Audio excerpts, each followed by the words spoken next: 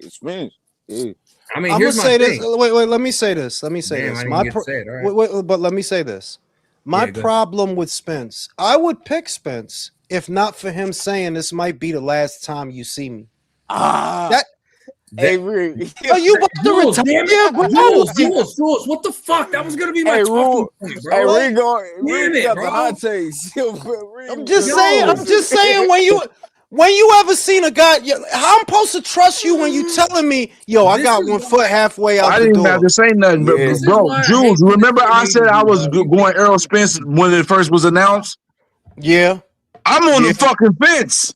No, I'm not on the fence. Listen. Yes, I am. No. Motherfucker, you can be where the fuck you want. You can have the fence up your fucking ass. I'm not on the fence. Listen, bro. Spence, his psychology is fucked. The last time he was in the ring, he got the brakes beat off of him. Matter of fact, that's being nice saying it that way. And it's been 3 years. Yes, Zoo went through some shit, took a couple L's, had one win, whatever. But he's going through the motions. He's in the ring. He's fighting. Like going into this fight, he's confident, bro. Spence is like, Again, bro, no. You can't make it lopsided like that. You know why? It's kind of obvious why Tim is fighting Spence, and it's kind of obvious why Spence is fighting Tim. They both think they some tune-up fights. They both think that.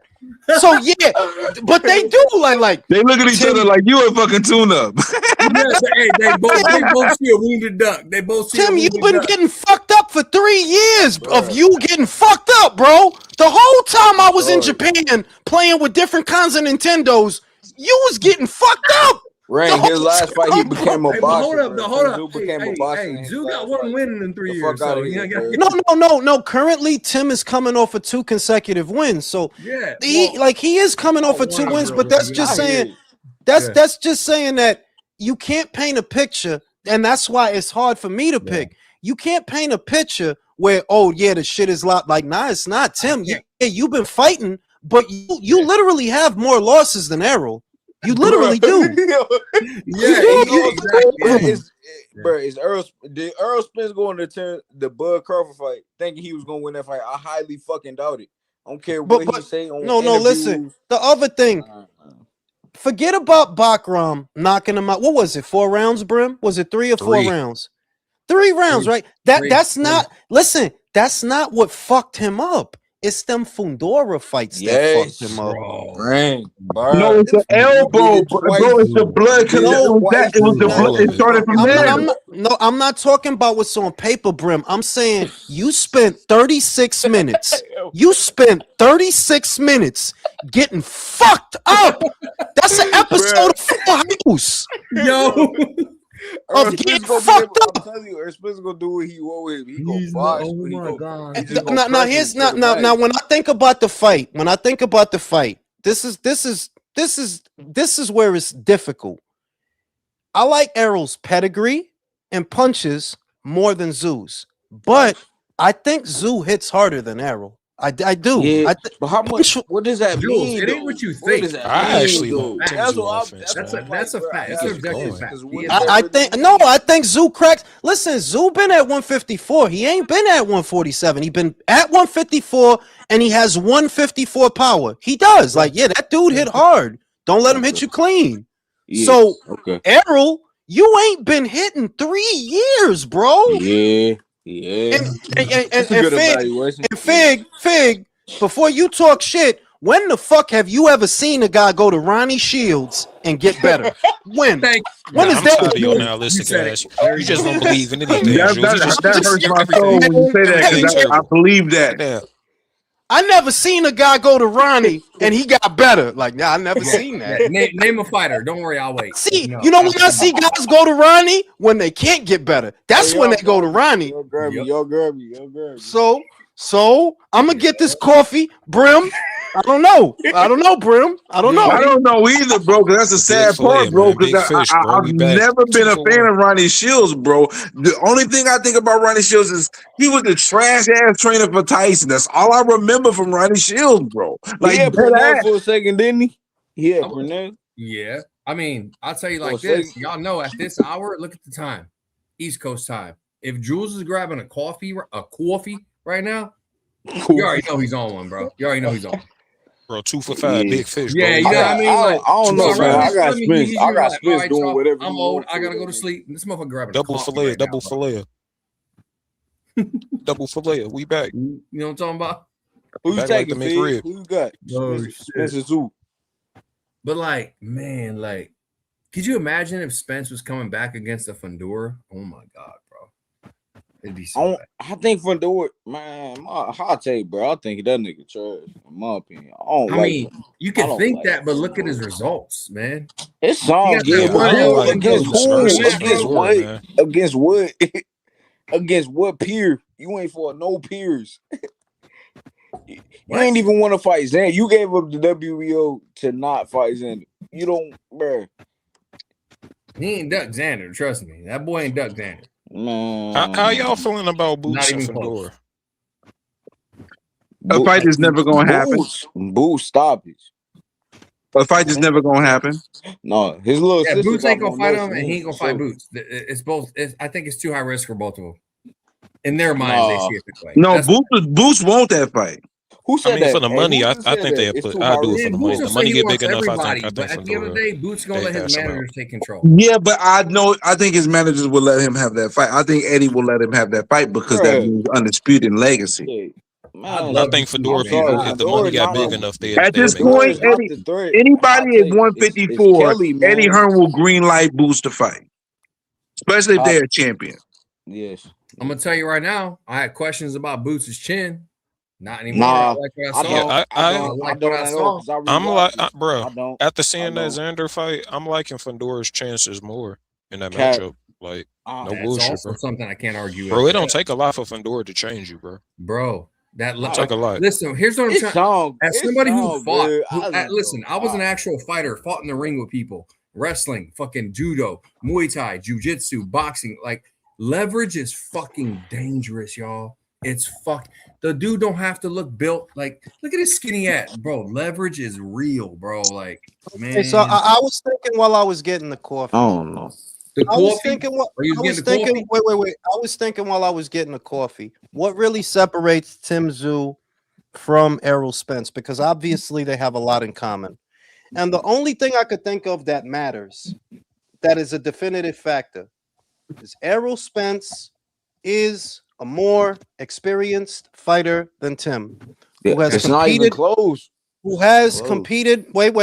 Who has competed at a higher level, both as an amateur?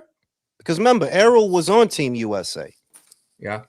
Where I don't know nothing about no Tim Tszyu background in the amateurs. I don't know nothing. I never heard of him doing nothing. Yeah, he was a Team Australia. He was Team Australia. Nah. If he was, we don't know. Oh, he wasn't. He wasn't. Nah, he wasn't. So the only thing I could see that genuinely matters is listen. Errol does have a jab. It's not a Terrence Crawford jab. It's not. It's not a B-ball jab. I rest my case. Hey, yo, wait. But I'm talking about when I used to like Spence, and I'm talking about circa 2016, 2017, Errol Spence Jr.'s jab. If Ronnie could dust off that jab, and stay on that jab, Tim don't move his head. Tim fights like his torso, like he can't bend. Like he fight like this, like he fight like a big fucking mummy.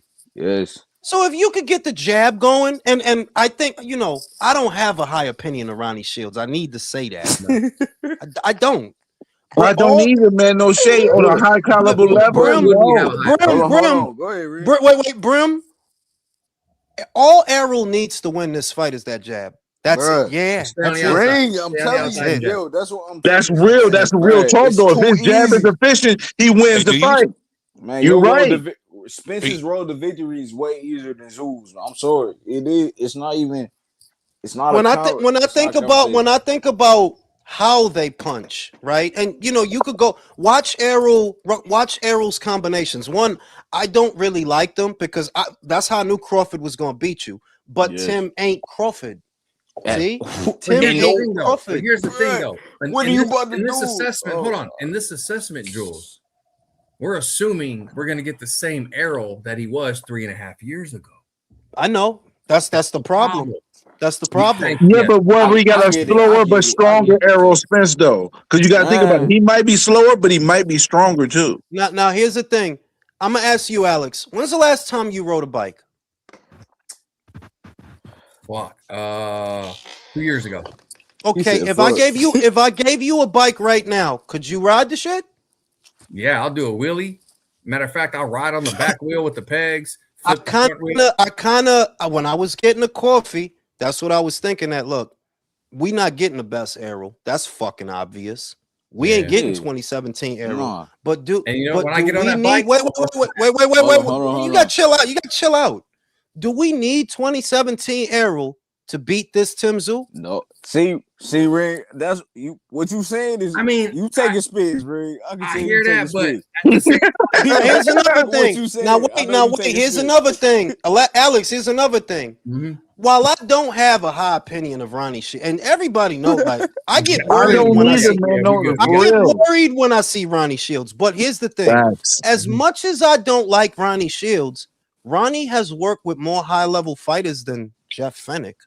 Yeah, Jeff Fennick. What champions you trained, Jeff? So at the end of the day, hold on. You ever got to a title, Jeff? Man, Jules, at the end of the day, can we agree this is a 50-50 fight? No. No. We can't keep doing the fighters at the end of the month. You got to make a decision. The fighters at the end of the month. Like looking at 50, betting 50 odds, is this so disrespectful to Earl. I'm sorry. Based on all the circumstantial data. They can have it 50-50 on paper, but there's one thing that really separates them on paper and in real life, and it is experience. It is. You really think that's it? You give the edge. No. In other words, no. Listen, because we're not talking. See, Tim wasn't a champion for a long time. He's a champion for the blink of an eye. He didn't stay at that level. Errol was a champion for a long time. He was. You don't think Tim Zoo hand speed is faster? His combinations come faster than who cares? That don't but then look No. I don't. Look, Tim has never been a fast guy, Fig. When is Tim a fast guy? Fast? When he get his combinations going, they come off pretty fast. Power and timing. He's never been fast. Power and timing. I mean, timing and speed. All right, I'm just gonna say it. I got Arrow. Okay. All right, I'm with you. I got Arrow. I got Arrow too. Yeah. And the reason and it's only one thing. I thought about it while I was pouring the coffee. There's one thing Errol has that you can't buy. Experience. You can't buy that. So here's where Jules. How many creams, how many sugars? Go ahead. 4 sugars. I drink milk in mine. It's the same color, it's the same complexion as Chloe Bailey. With 4 sugars. Okay, understood. Hey, you don't go straight black. You don't lay straight black. Fucks with that. He love caramel honeys, bro. He's a caramel honey. Listen, the only time you're gonna see me drinking straight black coffee is if I'm having an asthma attack. Literally. That's the only time you're gonna see me, because that's an old asthma. That's an old asthma remedy. If you having an asthma attack and you don't have an inhaler, drink black coffee with no sugar. That's it. Legit. Yeah, you gotta have the cream and sugar, bro. That's me too. I'm the same way. I ain't gonna lie. I got that. But I've officially decided I'm not walking back the pick. The only thing I see that separates these, because they both, they got their shit going on. They're both breaking the new trainers. The one thing that Errol has that Tim don't have, and you can't buy it, is experience. He has experience. I feel the same way, right? I got Errol winning, but I think Tim Zoo hand speed is going to give him problems until it doesn't. I think, that jab over time. You saying close quarter hand speed? Start getting more and more effective as the rounds go on. But early on, I'm thinking Tim Zoo going to be putting hands on Errol. I don't think this is going to go the distance. No. I think it could end in 6. Oh, that's kind of early. You know what's going to happen, right? Just think about it. Tim, you only in the winner's bracket because you fought 2 fucking bums. Errol could have fought them fucking guys and won them fights. Hey, Ring, if Fist wins by knockout, you know he's going to be fighting for a belt at 160 next. Nah, that's if Errol won. You think Errol wants to fight for a belt? It may not be he wants, but it's going to be. I think the money going to be there for it though. No, I mean, I think right now, him and Fedora at He 164 belt, the money He there. ain't on it. He ain't on it. Nah, Hey, he's not. Fig, Like, I'm gonna tell you right now. He's not. I'm gonna tell you right now. He's not fighting Sebastian. No. He's not fighting Sebastian? That don't Not pay at all. nothing. That don't pay nothing. Okay, would he fight Virgil at 160? No, Hell no. it don't call. No, he won't. No, he won't. No, he won't. Would he fight no. Virgil at 160? In Texas, you could sell that. Yes, That's the you only can. reason I said in Texas you could sell that. DeSoto versus Grand Prairie, you could sell that. They both Texans. They gonna put that on pay per view. And how much is that? It ain't worth it. I mean, look. That's gonna be on the zone, though. That's gonna be a joint pay per view. You think it's a chance Crawford to come back for him? No, For who? Crawford ain't coming back. Wait. Crawford ain't Wait for coming who? back for anybody. Y'all can I hear Fig? Who? Spence. No. No, bro. What the fuck? He's rooting for Spence now. He wants him to win. And demolished him, bro. Yeah, he wants. I mean, he what wants if him to Spence win. get on? What if he beat him and get on some? No, Hey, I gave you bro. the chance. No, You know, you said you was gonna give me the rematch. I was a man Spence, of my Spence word. don't, Spence ain't gonna do that. wait. What? Spence don't want to go through. Are you crazy? No, he wasted 8 months of You're Buzz time. You're absolutely right. Bro, Jules, he wasted 8 months of Buzz time exercising the rematch clause. Like, why? Like, no. Listen, the other thing is, look, I don't really know what Errol wants out of this comeback. Because, look, to him, Tim looks like an easy lick. He looks like an easy lick. Exactly. They're paying him. The number that I saw was between, I think, 7 and 9 for an easy lick. You see?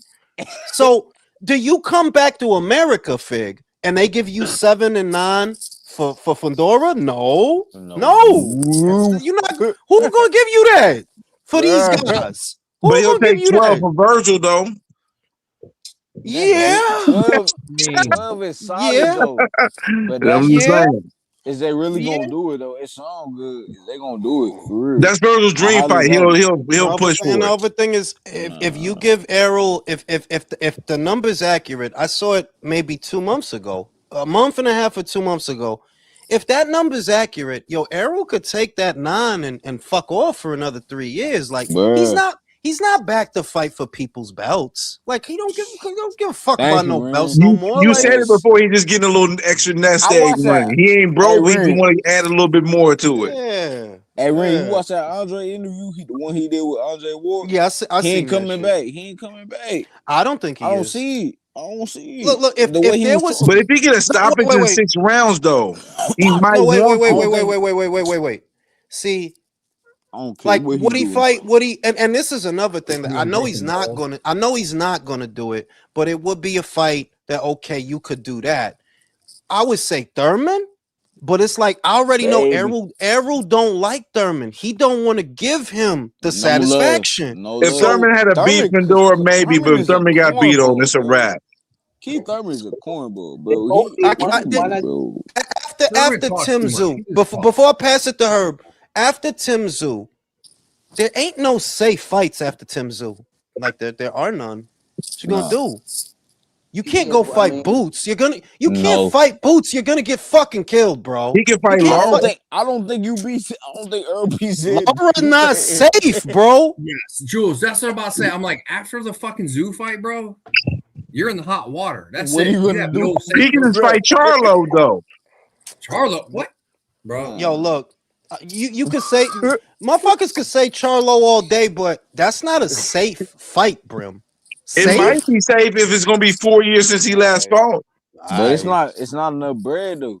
That's not enough money in that Mel shit. Charlo fucking destroys him, bro. Fuck I don't even. The thing is, I don't even know. How can you say he destroyed him? He ain't fought in 3 years, bro? Too. That means by the time he fights again, it'll be 4 years almost, probably. What are you talking about? He about to I don't give a fuck. Anatomically, Maybe Spence could fight Vito Milnicki, bro. I don't. Come on, hey, stop this shit. He can fight Vito. I don't think he that bad. This Zoo fight is his swan song, bro. He's done that. How do y'all feel about Vargas getting the #1 though already? He's from the WBO. Isn't that a little weird? Isn't that a little WBO? What Vargas? Oh, I know you're talking about. You talking about? Yeah, I don't agree. I don't agree with that. I don't agree with nah. Who the fuck you been fighting to be #1? I think that's the WBC promotion, man, with their shady shit. Like, no, that's WBO though. That's a WBO moving like that. WBO? What y'all think about? What y'all think about Tim Tszyu getting #1 WBO for fucking? Wait, who's got the BO at 54? Fedora, Boots, right? Fedora has no Boots. No, Boots got it. Fedora got WBC. Boots got the WBO. Oh, Tim Tszyu's #1 for him right now. Fuck out of here. Fuck out of here. That's an easy scalp for Boots right there, bro. Oh yeah, that's an easy scalp. Go ahead, Herb. That's a good name to put on his resume, even though Zoo is kind of at the kind of like fucked up. But it's not a bad name to have on there, with because he's trying to. He needs to build his resume up right now. The other thing is, if Timmy win, I'm thinking about it, and I'm going with Errol. But hypothetically, if Timmy won, yeah, Timmy versus Tim is retarded. He just want to prove something. So like, yeah, Boots, that's not a bad name. Not a bad name, Boots. Go fuck him up. No, come on, man. No. Not a bad name. Tim, he's not getting Fundora. He's not gonna get Fundora. Jules, I'm gonna need you to stop the madness right now, bro. No, I mean, if Tim beats Errol, I don't really think. But if he did, yeah, Boots, go fuck him up. Why not? But hey, ain't they basically fighting that 160 though? So 150. Yeah, but they just gave him a junior middleweight rank. The other thing about that fight is it's really looking like the PBC gonna go to the zone. Because you just seen what happened today, right? That's gonna get sold on the zone. Yeah, PBC. That pay-per-view is now being distributed by the zone. Which one? Spence and Zoo. Yeah. They selling that. So that's on the ultimate tier? Yeah, but you don't need to you could buy it without being on the ultimate tier. What I'm saying is it was different before because all right, when Liam Pottle fights Louis Crocker is the Matchroom guy. When Benavidez fights Zerto, well, Zerto's a Golden Boy guy. So there was already a fighter involved that's on that platform. This time, well, Spence don't fight on the zone. Tim Tszyu don't fight on the zone. But the zone is selling this pay-per-view. So I'll see what it is then. And it's what I said. If PBC goes to the zone, they could do the same thing on the zone that they've been doing on Amazon Prime, which is selling pay-per-views. Hey, Ring, and the zone's like, okay, that's no problem. Now that makes our ultimate tier worth the money now because you at least give us 2 or 3 pay-per-views that's worth a little money. That adds to our 12 that we promised. So be it. You get the Benavidez shit shows. If Javante ever decides, and we gonna raise the prices another $5 to $9 in a year. So there you have it. Shout out to George. Boachuk versus No Pads Alimkhana. Nah, I'm gonna tell you. Look, Yanni Beck. Listen, wait. Yanni Beck is a fucking robot, but he would beat the dog shit out that Ukrainian. He would beat the dog shit out of Boachuk. That ain't even hard. At this point, that ain't even hard. I say 4 rounds. Yo, it's crazy how Eddie Hearn came over here. Kazakhstan versus fucking. Hey, Fig, they be sleeping on. Yo, Fig, you missed my hot take the other day, Fig. That everybody think that Dana White is gonna do A, B, C, and D, and I'm saying it now. The one who's gonna inherit the American market, it's not Todd Duboff at Top Rank. It's not nobody at the PBC. It's not Dana White. It's actually Eddie Hearn. He's good. He walked through the fire. These last 7 years that he been here, he been getting shit. They've been shooting at him. They've been talking shit. He been fucking bitches. He fucked Sky. He's going like, hey, it was like when Netflix got started and Blockbuster used to be like the shit, bro. Exactly. Yeah, because at the end of the day, if Boots ends up becoming the #1 guy, that means he's gonna get all the staples, bro. He's gonna be the other thing is, let me say this: people are seeing what Eddie is doing with Boots. They looking at the before and the after. That he was just the guy on Showtime before. Eddie is getting him that star. And they're good. Yeah, they're gonna go to the fighters are gonna say, "Yo, Eddie is the guy I want promoting me. That's the guy that I want promoting me because look at what he did for him." And Eddie is going to inherit America. Yes, off the style alone, but Diego Pacheco like that too. Off the style. Yeah, because Diego let me Pacheco, tell you I'm something. sorry, he is. Eddie As long Hearn as is he moving is, for. he know what Listen, he's doing, man. Jules, That's it. listen to me. The way Eddie Hearn has done his movements for Boots and what I know what he has done is actually low key a fucking masterpiece, bro. Any fighter he got though, I feel like he do that. I'm sorry, Diego Pacheco too. I feel like he No, protected him. let me tell you another thing about Eddie though. Some of these things that you hear about other promoters, like they shorting you money, they not paying you on time, or they fight, they kind of racist over there, right? You never hear none of that when it come to Eddie. That's what's gonna make fighters want to go over there. Like he not going. Yeah, of course, that's the job. But you. In other words, he don't gotta go looking for the fighters anymore. They gonna come looking for him. Like, yeah, I want to be promoted by Matchroom. Yeah, and look, I want to go to Matchroom. No homo. He's a straight shooter, bro. No homo. He's a straight shooter. Eddie sleep. Eddie is G's. Jules. Got.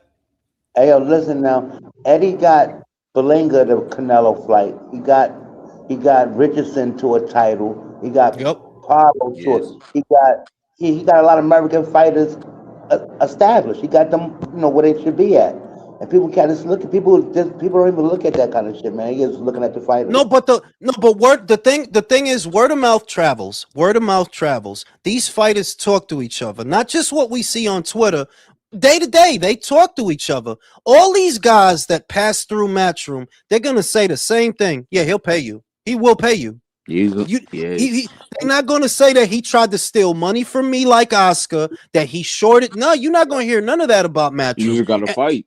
And that's on top of that's on top of what they could see with their own two eyes that he's doing for like Bam, for example, Boots, for example. They seeing it like, yeah, I want to go to Matchroom. I don't know what's going to happen to me if I go to Dana. I don't know if I don't want to fight for a Zuffa back brace belt. I want to go to Matchroom. So it is. To a low degree, he did that shit. He tried to get ready for the shot against Hosaki. He ain't win the fight, but he gave you the shot. You got this. Yeah. That's a example. Yo, Eddie one of them, man. Only shitbirds leave him like Eddie like Belenga and Richardson. Yeah, and that was after they got paid too, Herb. That was after they got paid. I don't know what Hitchens on. He tripping, but yeah. Shout out to George. For me, it's Gatorade. That's the one I drink. I drink Gatorade. Bro, if you drink Body Armor, you crawl through broken glass just to suck a fucking dick, bro. That shit is disgusting, bro. Get the fuck out, bro. Gatorade I don't drink no Prime, and if Hold I on, don't drink no Body Armor, you throwing shade on Body Armor, the official Kobe drink? Hey, my Bro, what cousin, you talking about? Made with coconut water with actual real ingredients out of that bullshit we Gatorade. Get the fuck out of here. Hey, listen, I like man. that coconut. tastes like Don't you ass. know What the fuck the we milk talking in about? It tastes like coconut is actually the sperm of the coconut. You know what I mean? Word. Body Armor's trash. Well, can I tell you For real, something? yeah. Guess what? Guess Coconut. what? The shorties is eating my coconut. How about that? Listen, if it's not the only drinks that I'll drink, because I'm not a pre-work. I don't want to put none of that shit in my body, to be I don't honest do with you. pre-workout either. Yep, fuck that. I just, if I don't drink a Gatorade, I'll drink a Powerade. But I usually drink a Gatorade. I get 2 of the 8 packs, and it lasts me a month, and that's what I take to the gym. One Gatorade, that one at a time. You in the lifting ring or you calisthenic? What you be on? Hey, these cats were. I don't do You lifting. Check it out. No, I'm lifting, bro. I'm lifting, and I'm I lift. calisthenics. I'm calisthenics. I'm doing 200 push-ups. I will say, which is why I do get hurt. Like I'm hurt right now. I lift for strength, so I lift fairly heavy. I lift fairly heavy. Like my lateral raises is. Hey, so Jules, are you like a Tolly? Hold on. It's not that. It's more like if you lift. I like short sets. You understand? I like short sets. Okay. That means I'm not gonna be here. No. Between 5 and 10 First two sets, 5 and 10. Then I'll wait an extra 2 to 3 minutes, and I'll do a heavier set between 1 and 5. Between 1 and 5, and you'll get stronger. You'll get stronger that way. You know, because I'm old. One of the first things you lose is your strength. So to keep it, you got to lift heavy. You know, I'm not trying to do 15 reps. I'm not like, nah, I'm not. Hey, that's what I ain't gonna lie, Ray. That's what I'll be on. I'm not like, give me a good hard 7 reps. I'm good. A good hard 7 to 8 reps. I get what you want. A good hard. A good hard rep, hard, bro, fucking hard. Throbbing gristle, get the veins in there. You know what I'm saying? And I would say if you just had to see the amount of weight and the amount of rep ranges, because I use dumbbells and machines. It's not either or for me. I use dumbbells and machines. Yeah, that's some good. things some things the machine is good for. Like I swapped out my barbell bench, and I use a supine press now because like you can load it. Some cable back and forth. Yeah, exactly. I use cables too. I do use cables too. That's good. Yep. But if you had to see the rep ranges and the weight, you would say, okay, this guy's lifting for strength. You can see that right away because he's always lifting heavy. It's short, heavy sets. That's all the niggas. Like, bro, in my 40s, bro, like, I tell people, I'm like, listen, bro, I'm not in the military no more. I'm not an infantryman no more. That was 20 years of my life. I said, look, I work out for maintenance now. Yeah. Just maintenance now. I'm a straight rep nigga. Keeping it. You know what? Because the alternative, if I were young, I would do the hypertrophy training just because it's actually easier than people realize. It's just boring. It's boring, bro. Jules, I'm older than you, and I'm wondering if I'm fucking up because I'm doing it a little bit differently. I'm doing calisthenics and lots of stretching to keep myself limber. That's good. And then calisthenics is the best. And then I'm putting like crazy exotic shit in my body. Like I'll take turmeric powder, cinnamon, turmeric powder, cinnamon, cayenne pepper, honey, and a whole lemon and squeeze it and make a double shot and drink it. I'll just say this, that there's really no substitute for growing your quads. It has a metabolic effect on your entire body. It's no fucking joke. The rest of your body. When Damon Wayans found out that his blood sugar was through the roof, this is real shit. When he found out his blood sugar was through the roof, the way he got it down was hitting legs. It was his blood sugar was dangerously high, and the way he got the shit down was hitting legs. And there's just no substitute for that. Like, nah, the legs are a huge fucking muscle. Hey, they try to act like that shit not important. That shit is listen, bro. Gotta do that. Like, Jules ain't playing. I do calisthenics, guys.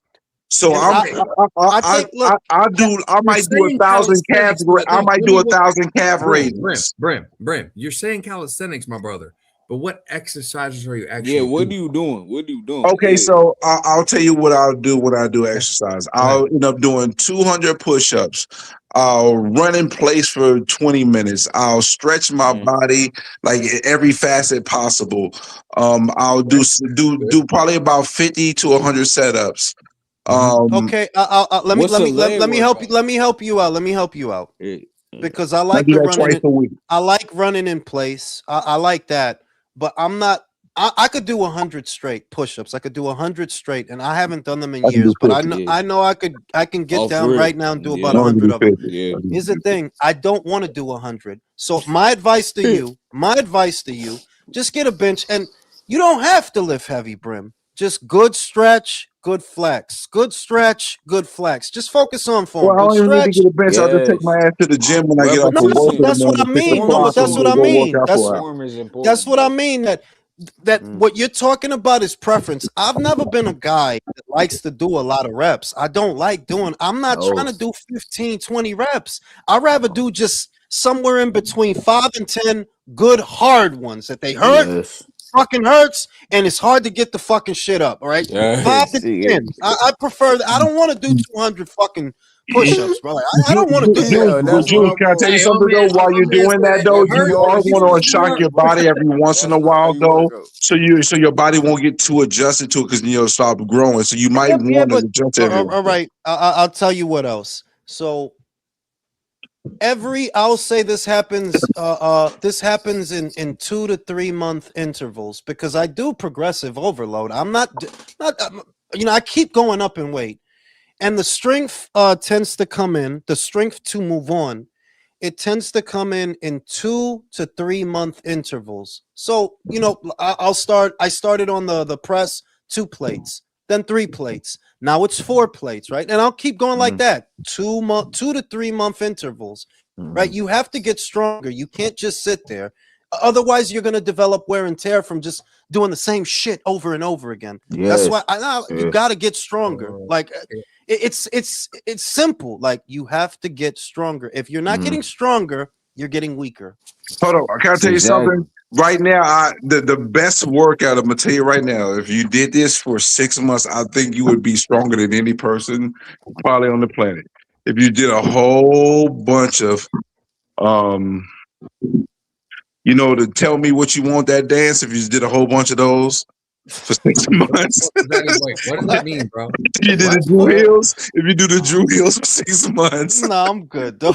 What is that? I don't even know what he's saying. Fucking Brim, shut the fuck up. I don't even know what he's saying. I ain't gonna lie. Yeah, bro, that's hilarious. Like and the other thing is like, I don't know, like I think outside the box, bro. Like I do a lot of shit just to not get bored. Like I could like Bing.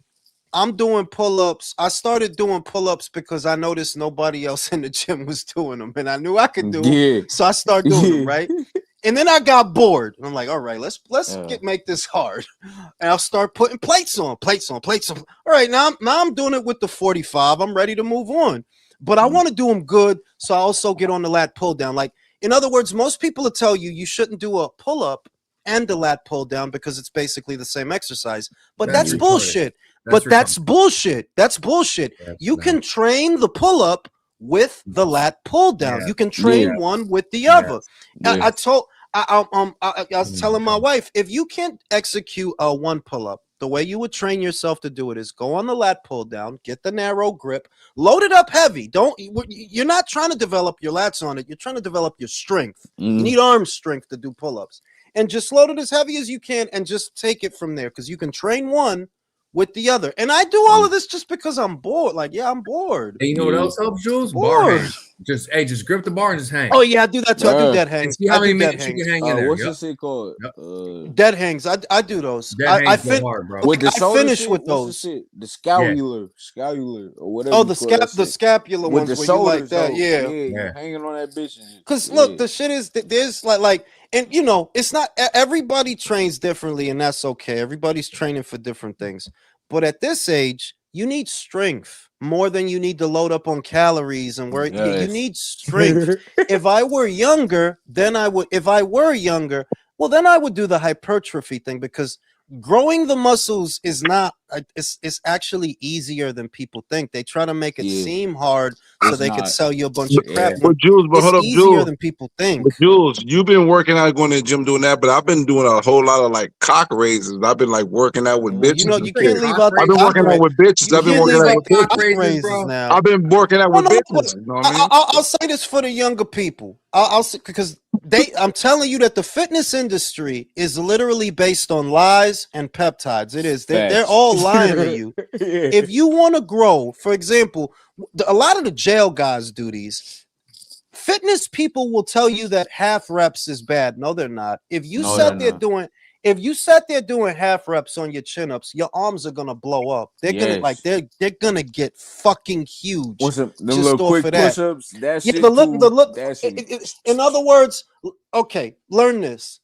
If you do a chin up at full range of motion, right? Full range of motion, you're getting some in your lats, obviously, when you go all the way down, and you're getting in your bicep. But if you were going to do chin-ups, you want to do chin-ups for your arms. You want to get a nice peak on your bicep. Do half reps. Literally, don't go all the way down.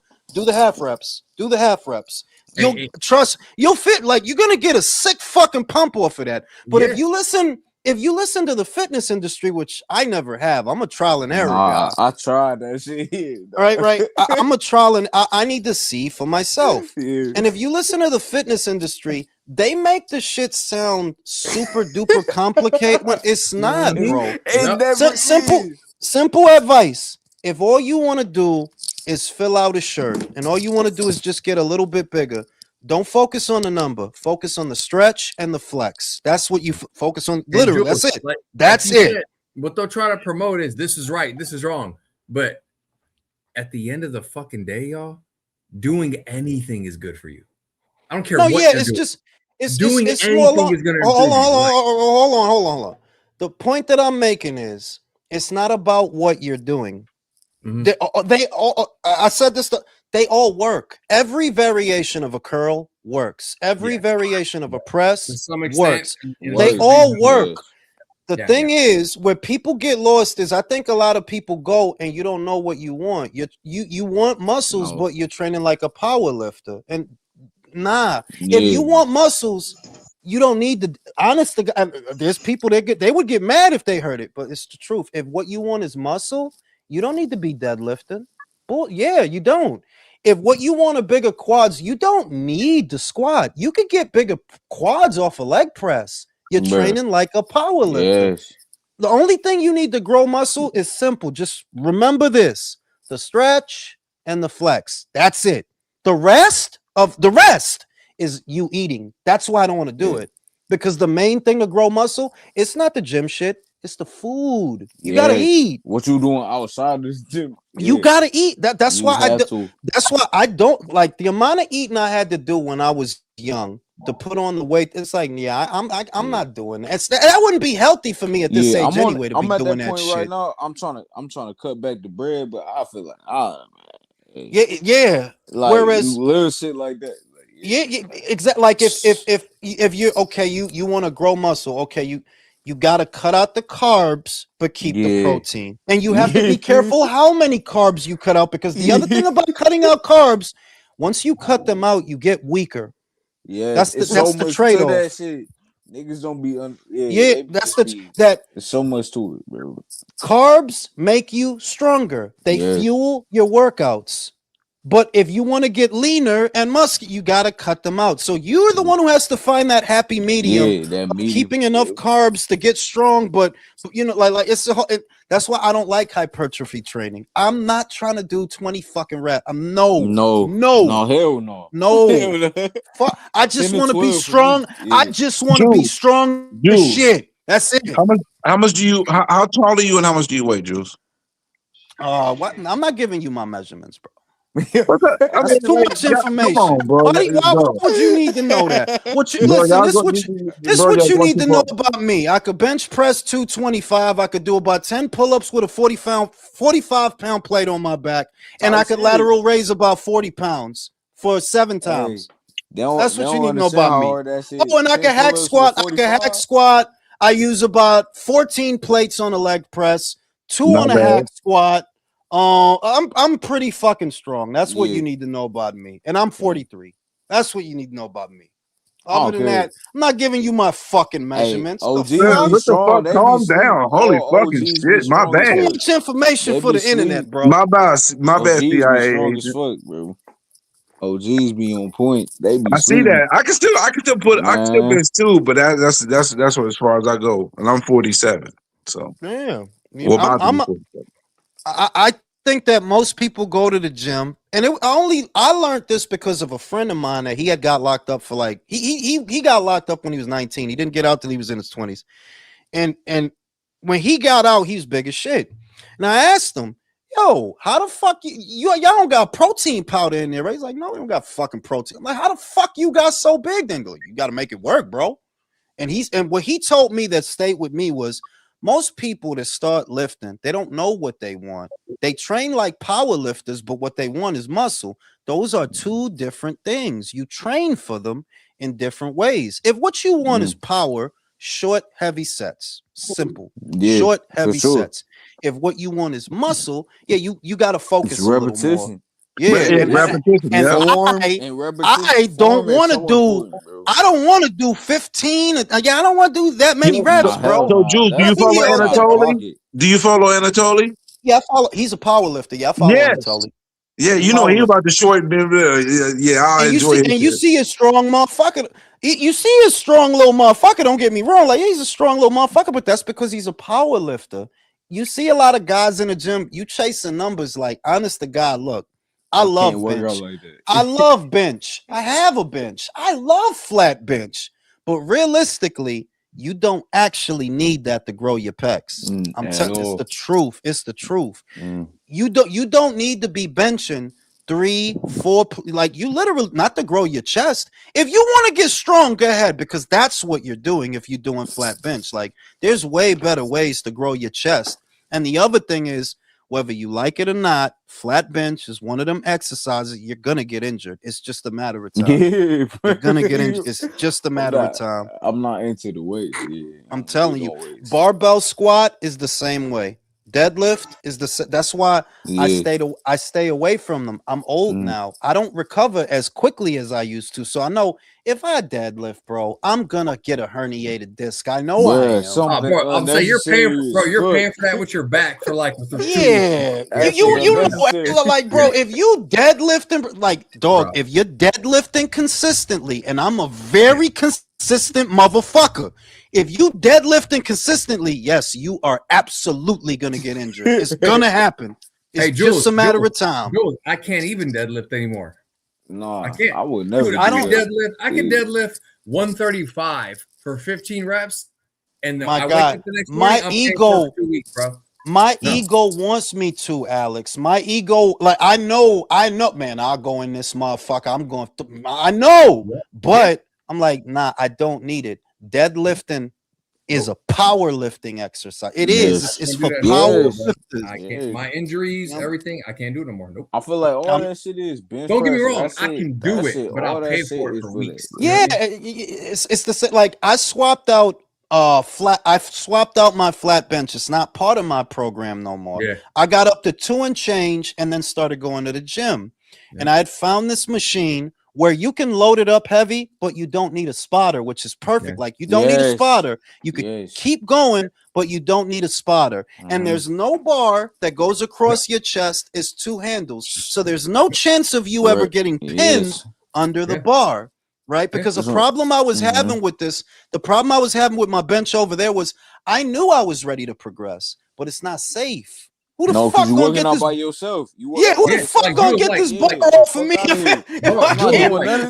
Yo, we doing all this workout talk, but at the end of the day, if Jules could bunny hop Chloe Bailey twice a day, he work out at the gym 2 or 3 days less. Because he'd be bunny hopping Chloe Bailey.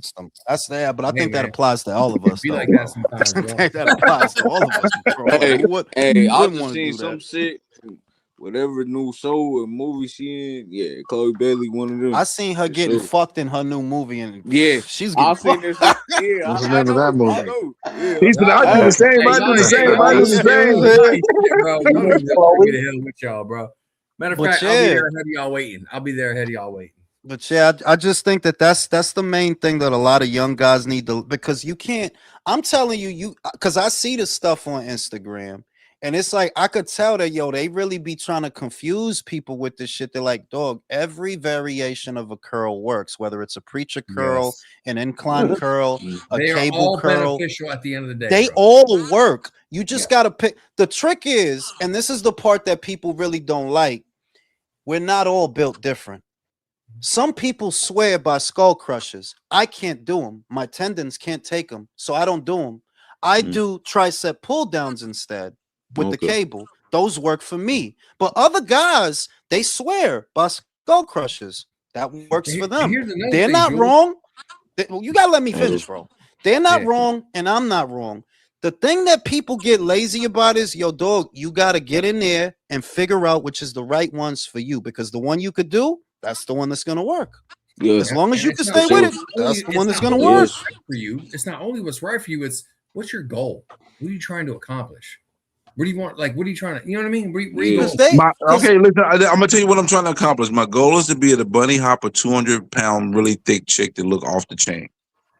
I dig it, bro. I dig it, bro. I dig it, bro. Hey, just throw a filter on your. Just throw a filter on your photo, and you there, bro. You good? I dig it, bro. But what I'm telling you is, and I see the stuff that they put out, and I'm like, that's why. like young motherfuckers get confused. I'm like, see, you think it's really about the exercise you're doing, and it's not. Like, they all work, bro. Whether you use a machine for a lateral raise or you take dumbbells like I do, they all work, bro. You worried about the wrong shit. In other words, just decide the most important thing. Do you want to get stronger or do you want to get bigger? Because it's not the same thing.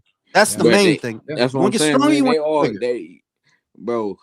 They just like the weight on that shit. You lifting a lot of weight, but like that some ain't. It's an You aesthetic. get bigger. That's not strength, It's an aesthetic. bro. I'm sorry, you're not getting strong. And I think if you're young and you just, you're doing curls for the girls, you want to, I don't think there's nothing wrong with that. It's just that the way to get there and the amount of nutrition it takes. No, thank you. I can't eat like that at 43. I cannot eat like that at 43, bro. I'm not doing He like what? He like what? Calorie watching. I don't.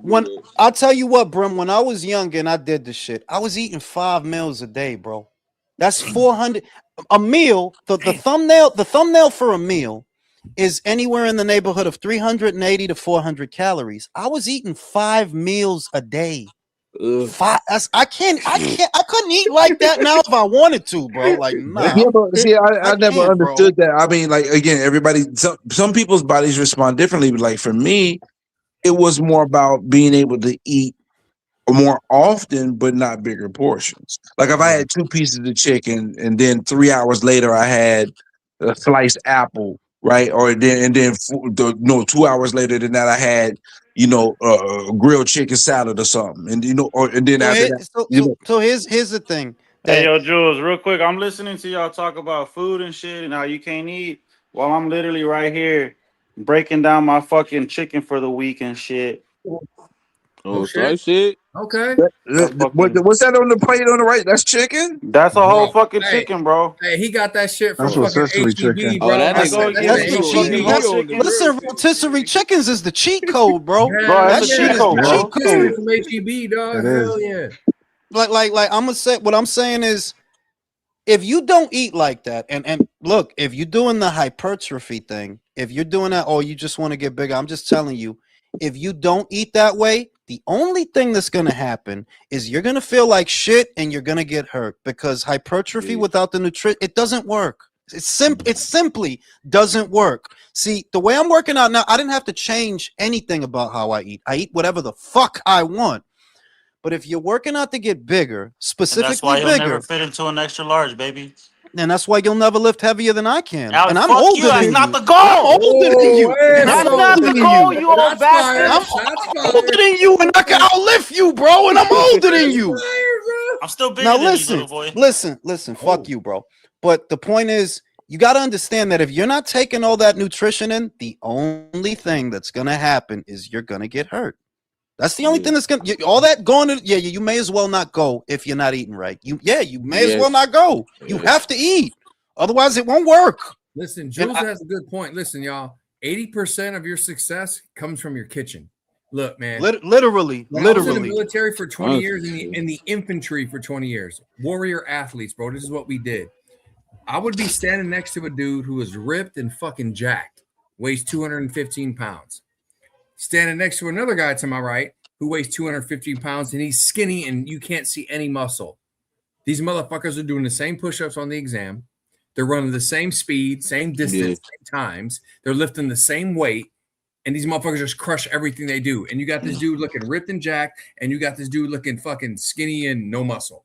Like, listen, man, 80% of your success is done in your fucking kitchen, bro. For sure. Yeah, honest to God, that for the younger guys who really want to focus on just growing big muscles, the most important place is honestly the kitchen.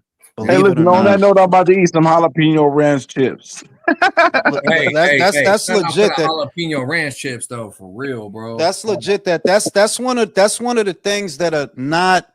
That's one of the least understood things about that. Well, if you're trying to grow muscles for the broads and you want to fill out your shirt and all that shit, understand, homeboy, you have to eat. And you have to eat more. You get it? That as you progress, you have to eat more. You have to continue to eat. Yes. And that's why I said I'm 43, homie. I can't do that. I gotta watch my blood. I can't do that. Man, I'm 28 and I don't want to do that. So you know what I'm saying? No, yeah, general rule of thumb, you're trying to grow, you want to eat like 1 to 1.2 grams of protein per pound of weight. Pound of body weight. Yeah, so like I'm smashing like 2 pounds of fucking meat a day. It's like, yeah, you got to eat, bro. You have to eat, bro. And the thing is, if you want to be a fucking asshole, and think you're gonna get there without eating, watch when you get fucking injured. Because that's what's gonna happen. Without the building blocks, right? The only thing that's gonna happen is you're gonna get hurt. You need the building blocks. Did I miss something? I thought Real Talk said he swallowed live, bro. Yeah, I swallow meat all day, bro. So listen. Hey, Jules. Hey, Jules, you're look, hold on, real quick. Here's the hack. Look, here's the hack. All you need is you need 2 meals with at least like 30 to 40 grams of protein in each meal, and then smash 2 protein shakes with 50 grams of protein in it. You're good for the day. But bro, it depends on the person. That's not all encompassing, brother. Like it's basic shit, bro. It's basic shit. No. Listen, your body's only processing so much protein every time. No, that's old news, bro. That's already a myth. That's a myth. That's a myth. Not a myth. No, it's not it's a myth. Like you can absorb a lot of protein in one sitting. But who Mike is jerking off? Is that Brim Mike that's jerking off? Sound like his mic is fapping. That definitely ain't me, because I was muted, motherfucker. It might be Country's fan. Somebody I like mic that is question chewing. on your super chat, man. I like that question. Shout out to George. Best routine: CrossFit, ultra merit. I don't like any of those. I think CrossFit. A lot of them CrossFit guys get hurt real fucking bad. But out of those three, strong man. That's what I would say the strong man competition out of those three. Listen, I would say this: as a warrior athlete with 20 years in the infantry, I'll tell you this: we've tried it all. We put everything through the test. We went through all the phases. CrossFit, ultra marathon, or strongman. I would say, get the fuck CrossFit the fuck out of here. You're more likely to get injured than make progress, because everything's a race, right? You're not focused on anything. It's a fucking race. Every exercise is a race. It's ridiculous. I would say a combination of strongman and ultramarathon. If you want to be the complete alpha male when it comes to physical fitness, you want somebody who has stamina and strength and endurance. You want a mix of strongman and ultramarathon. Now I would say for this one, I would say, look, as you get older, right? It's like as you get older, you need muscle. Coincidentally, that's what you lose. You lose about somewhere in between 1% to 3% per year after age 35. And your testosterone is going to start dropping too. And as you lose the the muscle, so you're not just working out to fill out a t-shirt. It has a metabolic effect that affects your entire fucking body, when you get older. Once you get over 40, you need, if you're 40 something, if you're you need to be working out, and you need to be you need to be working out. And you know what? I'm still young, bro. I'm just trying to get big. Something. Be doing something, man. Just fucking do something. You know what I mean? Like, now look, I'm gonna smoke a cigarette. I'm gonna smoke a cigarette. Real talk, take it away. You know what's actually really highly underrated is sandbag work. You know, like, because that's actually functional muscles. You end up using a lot of your stabilizer muscles, a lot of the little muscles you don't really think about, like the stabilizer muscles. It's in the definition or the description. It's literally the muscles that help you stabilize and fucking balance yourself. So like a lot of sandbag work, the fucking medicine balls and shit, kettlebells. It's fucking great workouts. It's really underrated. Body weight workouts with a little bit of additive. Resistance bands are fucking highly underrated. Hey, bro, real quick, I'm gonna need you to not bring up sandbag workouts, because you're bringing back like nightmares for me. Nah, bro. Listen, when I was in the fucking SFQ course, the fucking sandbag fucking drill and fucking range we had to go through, walking these sandbags over all these fucking big ass hills and bringing them back, bro. I don't even want to talk about that shit. Just no, that's nightmare fuel. I'm good. But yeah, you're right. Yeah, sandbag workouts underrated. Yeah, bro, that shit pissed me the fuck off, dude. And we were timed on this shit. Oh my god, dude. I'm like right now, dude. Like honestly, I would say for the first like 6 to 8 months, it was just building strength, because I didn't go to the gym at all my entire life. I was just always big. Yeah. And so it was just a lot of building muscle all over the body at once. So it was a lot of compound exercises like, the squats, the deadlifts, the bench and shit. But I've moved over to more isolation workouts. And so yeah, no, the goal really is to just get bigger. Bro, when you started picking that sandbag up, throwing it over your shoulder, and throwing it down, picking it back up, turning it around, throwing it down, bro, tell me that shit did not destroy your life, bro. Bro, like that shit, like the first week, bro, that like shit I made had me to call come out to for like 2 Jesus, days. bro. Oh my god, it's horrible because my job is building pallets, so I'm picking up and restacking and rebuilding pallets all fucking day. That sandbag work fucked me up, bro. My numbers just dipped, bro. And my boss was like, "Hey, Mark, I wanted to call you in about your numbers." I was like, "Look, Todd, I've had a fucking tough week at work at fucking gym. Okay, man, just stop me out." Bro, when them fucking sandbags are 50 pounds or heavier, go fuck yourself, bro. Bro, oh my god. Bro, we had to pick up. Okay, so when I was in the SFQ course, there was this fucking event we had to do, right? And now, mind you, we're being evaluated this whole time, right? So, like, we're candidates. We're not special forces yet. We're just candidates. We're picking these fucking sandbags up, bro.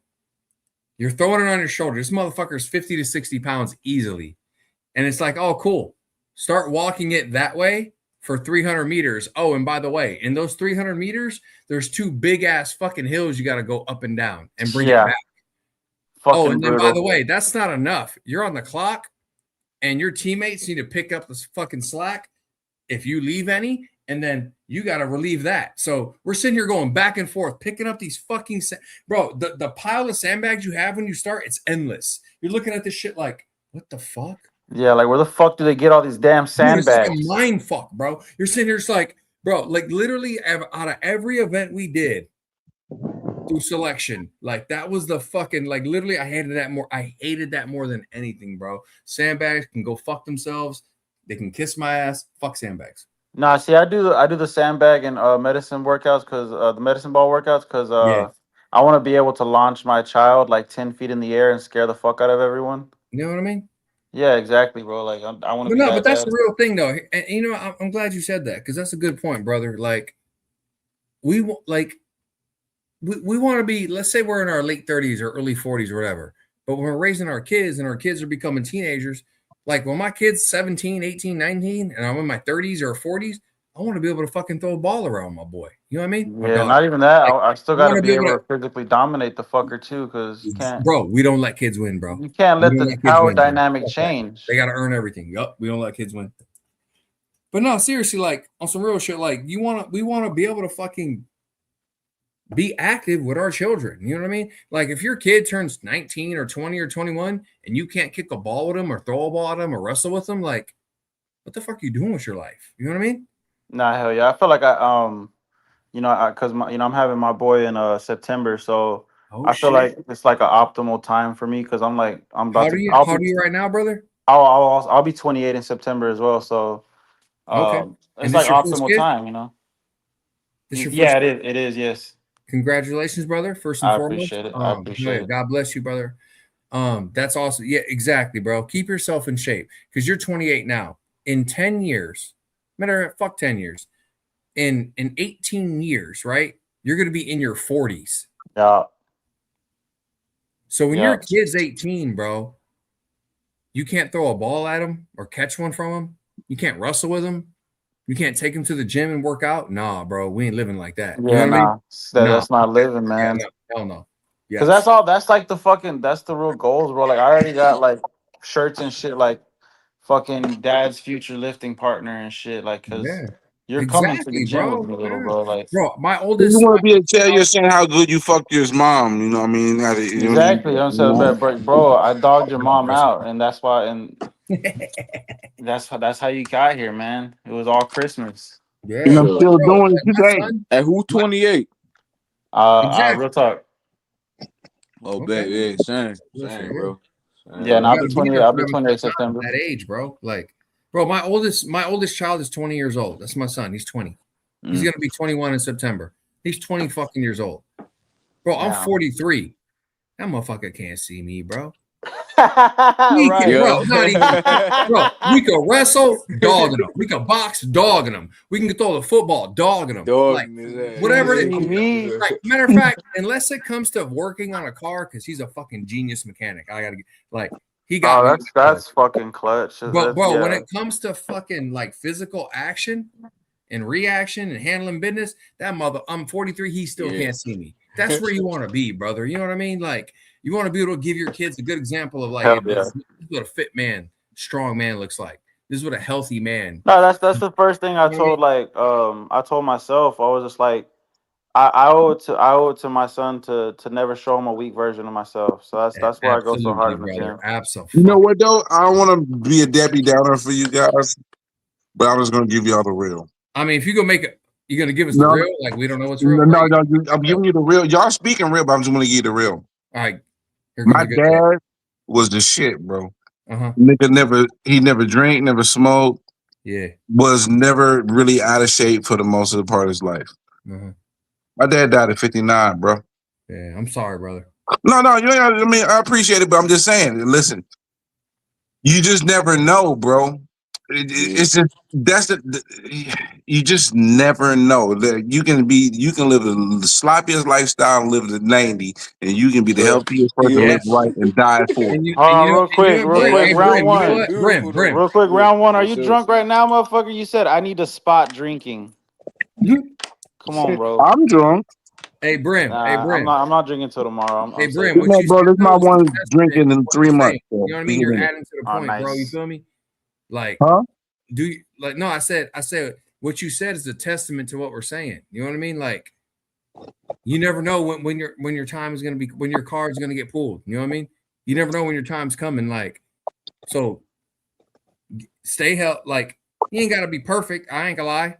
Y'all know me. On point as you can possibly be, dog. Yeah, what I mean is, it's all about balance, man. Like, give the best version of yourself you can to this earth, so you can be there for your fucking. Bro, like, you beat me by a second, because one quote that I heard was, every person deserves to see the best version of themselves. Yes, and that shit hit me hard, bro. Like, it's like, you right, fuck bro. ourselves, bro. Once you have children or you have one on the way, it ain't about us anymore, bro. It's not about us anymore. It's about the kid now. It's about them kids now. Yeah. Like, here's the thing. I have a lot of friends who have many faults, bro. Many faults. And I still love them. There is one fault I cannot fucking forgive. I'm sorry, there's two I can't forgive. That's a man who refuses to father his children and be there for his kids. You know what I mean? Yeah. And, well, I won't get into the other one, but I know we all understand the other. We all know the other one. Yeah, I know the other one too. Yeah, exactly. Yeah, so like, that's overstood. But yeah, no, like, cause like, what do I look like hanging out with the bum ass nigga that don't want to take care of his kid? Like, nah, you can't be around me, bro.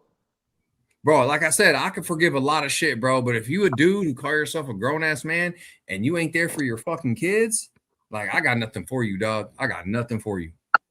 I agree with that. I'm the father I never had. That's real shit. You know what I mean? Exactly. That's what I'm working out for. That's why I wear extra large, baby. Bro, I got three. I'm in a blended family, y'all. I got 3 stepdaughters. All right, they're my daughters. I got 3 daughters who love me more than their biological father. Like, these motherfuckers don't even want to go see him, bro. They'd rather spend Father's Day with me. You know what I mean? Like, bro. Highlight round one's last comment. Let me see. Y'all gonna watch the Glizzy eating contest? What the no, bro. What the fuck it look like? That's why you need to wear your fucking glasses, you old bastard. That was funny. Hey, we already know. I forgot about that shit round one. You know what's round one? I'm gonna watch it with no pants on, bro. I'm gonna watch it. Jules gonna be fapping while he watches that shit. Jules, you gotta understand why round one ask about that. Nobody knows he's a participant in 2011. Gonna be the Glizzy. He finished 11th place. Hey, real talk. We can all keep it real, bro. We can all keep it real. An some skinny Asian dude gonna win that shit, bro. Yeah, because that motherfucker's starving, bro. Motherfucker gonna be some lousy shit. Chestnut is the GOAT. They can't drink for shit, but they'll eat the fuck out of they it. can eat some Chestnut is the GOAT. You know what I'm saying? But real shit, yo. Anyway, I got gym in the morning, motherfuckers. So I'm going to I got sleep. leg day tomorrow. Oh, to let you know, Boxing Eagle's pretty close second though. The amount of glizzies he eat though. Yeah, well, that's the champion. That's the champ right there. He undisputed. He's the GOAT. Have a good night, guys. All right, Y'all good be night. blessed. Peace. Peace out, motherfucker. All right, motherfucker. Hey, man, have a happy 4th.